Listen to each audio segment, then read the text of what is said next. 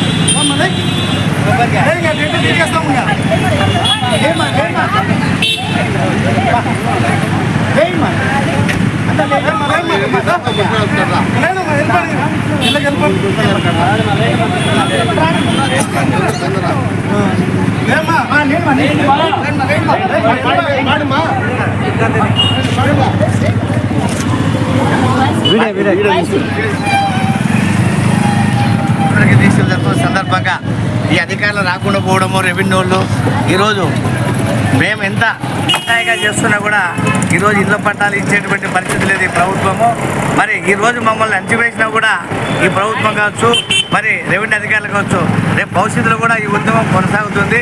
20 ఇళ్ల స్థలాలు ఇచ్చేందుకు కూడా మా పోరాటం